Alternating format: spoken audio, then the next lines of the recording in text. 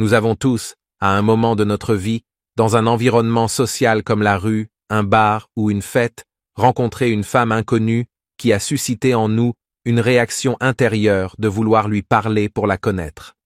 Mais pour une raison quelconque, nous n'avons pas été capables de le faire ou nous l'avons fait de manière incorrecte. Aujourd'hui, je vais t'expliquer les 5 clés les plus importantes pour commencer une conversation avec une femme inconnue.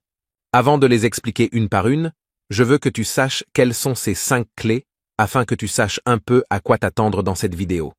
La première de toutes est de savoir l'approche que nous allons donner à l'interaction. La deuxième est comment nous allons nous approcher pour ne pas créer de moments gênants ni de situations qui mettent la fille mal à l'aise. La troisième, que j'appelle ouverture, sera comment nous allons initier cette conversation. La quatrième, très importante, est les techniques de conversation. Et la cinquième est la clôture, qui consiste essentiellement à demander les coordonnées de cette personne pour pouvoir la revoir lors d'un deuxième rendez-vous. Commençons par la première, qui est l'approche. La première chose à savoir, et bien que cela puisse sembler étrange, est que le rejet ne dépend pas entièrement de toi. Il y a des moments où, peu importe à quel point tu fais bien les choses, elle te rejettera quand même. Cela peut être parce que cette personne passe une mauvaise journée, parce qu'elle a un partenaire avec lequel elle est actuellement heureuse, parce qu'elle est pressée ou pour de nombreux autres facteurs qui ne dépendent que d'elle. Donc, si elle te rejette, ne le prends pas personnellement. Elle ne te rejette pas toi, elle ne te connaît pas, ne connaît pas tes qualités, ne connaît pas ton contexte. Ce qu'elle rejette, c'est une situation. C'est la situation d'un inconnu qui vient lui parler, et pour X raisons à ce moment de sa vie, elle ne veut pas avoir cette interaction. Alors ne t'inquiète pas, et ne laisse pas un rejet d'une personne qui ne te connaît pas du tout abaisser ton estime de soi. Ce sur quoi tu dois te concentrer, c'est d'ouvrir la conversation et d'agir avec confiance. Rien que pour cela, tu devrais être fier de toi-même et te sentir mieux pour avoir fait un pas vers devenir un homme plus confiant. La clé numéro 2 est comment s'approcher. Ce qui est intéressant à ce sujet, c'est que nous allons voir quelques exemples réels pour que tout soit clair de manière facile et simple. Avant d'approfondir les différentes manières de s'approcher, tu dois bien comprendre ces 2 règles d'or. La première, lorsque tu t'approches de quelqu'un pour entamer une conversation, montre toujours tes mains dans une position visible. Ne les mets jamais dans tes poches ou derrière ton corps. Imagine qu'une personne inconnue s'approche de toi pour te parler.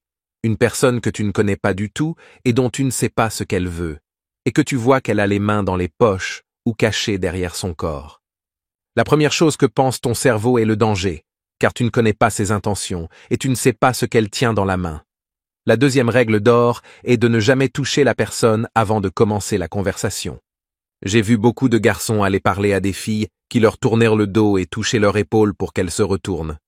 C'est un geste très agressif qui, dans un contexte comme un bar musical, est peut-être mieux compris et ne semble pas si agressif, mais dans un environnement diurne, cela ne fera qu'activer les alarmes de la fille et la faire sursauter. Une chose que tu dois bien comprendre, et que nous allons voir avec un exemple graphique, est que tu ne dois jamais bloquer son chemin. Tu ne dois pas lui donner l'impression que tu la retiens ou que tu la forces à s'arrêter pour te parler. Donc, chaque fois que tu t'approches, ne va pas dans sa direction, mais approche-toi plutôt de côté pour qu'elle sache qu'à tout moment, elle peut partir sans problème.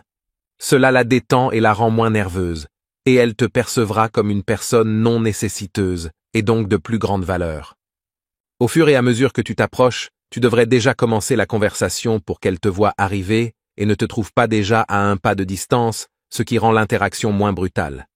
Tu dois marcher la tête haute, avoir un contact visuel fort et un sourire sur ton visage. Ce que tu ne dois jamais faire, c'est t'approcher d'une fille par derrière, car cela créera des situations inconfortables et la fera sursauter. Donc, si tu viens de derrière, tu devrais la dépasser légèrement, sans envahir son espace personnel, et commencer à parler de là. Si la fille est assise sur un banc ou dans un parc, tu devrais commencer à parler debout et t'asseoir à côté d'elle pendant que tu parles. Cela te met à son niveau, car si tu restes debout dans une position inconfortable, tu ne fais que miner ta valeur et créer une situation un peu plus étrange et forcée, au lieu de la faire se sentir plus détendue, comme lorsque tu es aussi assis. La clé numéro 3 est l'ouverture, c'est-à-dire lorsque nous commençons la conversation. À ce stade, il est très important de différencier 2 scénarios possibles. Le premier est si l'environnement dans lequel tu vas rencontrer la fille est un environnement où tu devras la voir chaque jour ou presque chaque jour, comme par exemple à l'école, au travail ou à la salle de sport.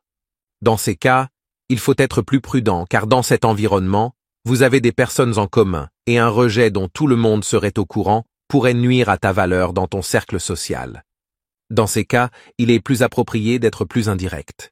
Cet environnement, si je vois qu'il y a de l'intérêt, sera traité dans de futures vidéos. Dans celui-ci, nous allons nous concentrer sur la rencontre de filles inconnues dans des environnements où nous ne les reverrons pas et où le rejet n'a pas beaucoup d'importance.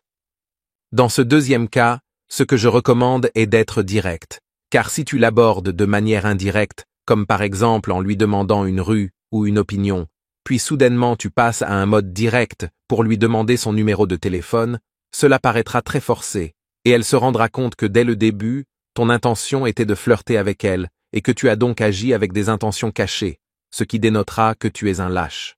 Alors que si tu es direct et honnête, tu montres la confiance que tu as en toi-même et que tu n'as pas peur du rejet, que tu n'aimes pas perdre du temps et que tu vas droit au but. Ce sont, mon ami, des traits que les femmes aiment vraiment. La phrase avec laquelle tu commences l'interaction n'a pas beaucoup d'importance, mais il est plus important de savoir comment tu dis tes mots. Cela est basé sur la loi de la contagion émotionnelle, qui fait que les émotions que tu ressens à ce moment-là se transmettent à elle. Par exemple, tu peux lui dire que tu la trouves attirante et qu'elle a l'air d'être une personne intéressante et que tu es venu vérifier si c'est vrai. Ici, tu es direct, mais en même temps, tu lances subtilement un défi en mettant en doute si elle est intéressante ou non. Cela conduit souvent la personne à essayer de se valider et de montrer qu'elle est vraiment intéressante.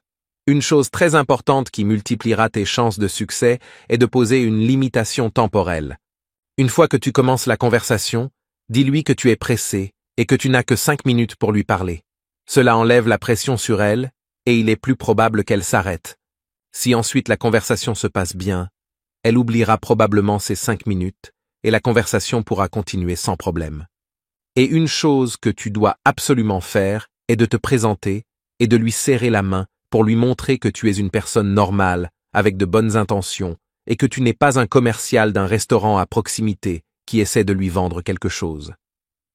Passons à la clé numéro 4. Maintenant que tu sais ce que tu dois lui dire pour commencer la conversation et quelle tactique tu dois utiliser pour qu'elle s'arrête, passons aux techniques de conversation. La première technique de conversation est pose moins de questions et fais plus d'affirmations. Si tu commences à lui poser beaucoup de questions, tu vas la submerger.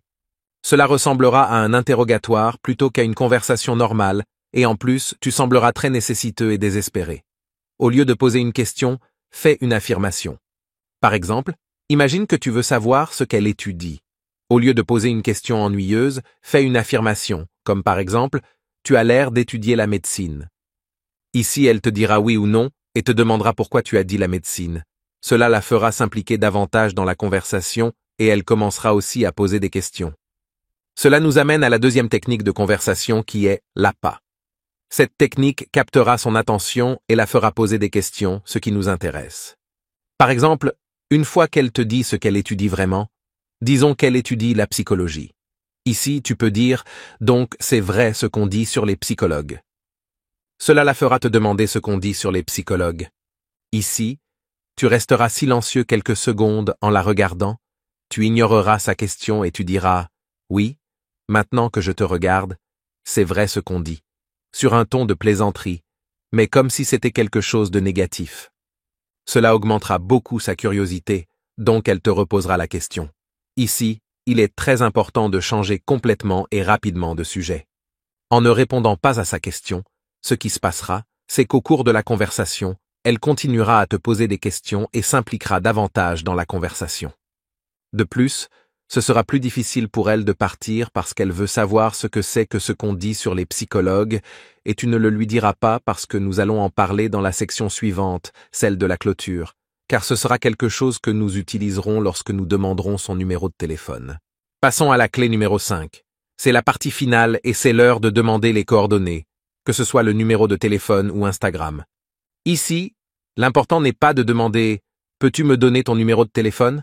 Le conseil que je te donnerais serait de choisir quelque chose de personnel dans la conversation qu'elle t'a racontée, comme par exemple qu'elle était psychologue. Tu pourrais dire « J'aimerais te revoir à un autre moment plus calmement, autour d'un café, et que tu me racontes ces anecdotes que tu as eues en étudiant la psychologie. » Ici, nous pouvons intégrer ce que nous avons mentionné auparavant sur l'APA, ce que nous avons laissé entendre que nous avions entendu dire quelque chose sur les psychologues, et l'introduire ici, comme par exemple « Et si tes anecdotes me font rire, je te raconterai peut-être ce que j'ai entendu dire sur les psychologues. Alors donne-moi ton numéro de téléphone. Il est important que ce soit une affirmation ici. Donne-moi ton numéro de téléphone. Ne demande pas « Veux-tu me donner ton numéro de téléphone ? Peux-tu me donner ton numéro ? » Non, non. Donne-moi ton numéro de téléphone. La dernière chose que je veux mentionner est qu'il est généralement plus facile d'obtenir Instagram plutôt que le numéro de téléphone car c'est considéré comme plus informel. Cela peut être bien. Instagram peut être une bonne stratégie si tu as un bon profil, que tu es une personne sociable et que tu peux montrer de la valeur en montrant des photos avec d'autres personnes et d'autres femmes, montrant une présélection, c'est-à-dire que tu as des options. Si dans ton cas, tu as un Instagram avec 4 photos et que ce sont des photos médiocres et que tu as moins de 100 abonnés, il est alors préférable de demander le numéro de téléphone. Si tu as aimé la vidéo, dis-moi si tu vas mettre en pratique certaines de ces techniques et reste attentif car de bonnes vidéos arrivent. Il y en a quelques-unes que j'ai bien préparées et j'attends que ma chaîne soit monétisée pour les publier, ce qui prend du temps avec YouTube. Mais en attendant, j'en ai d'autres de prêtes. Donc, si tu ne veux pas les manquer, mets un like à cette vidéo pour qu'elle soit promue et aide-moi à grandir. Abonne-toi à la chaîne pour être le premier à savoir quand les vidéos sortiront. Active la cloche pour recevoir une notification et on se voit dans la prochaine vidéo. Sais-tu comment parler aux filles? Ne manque jamais de sujets de conversation. Clique sur oui et découvre-les.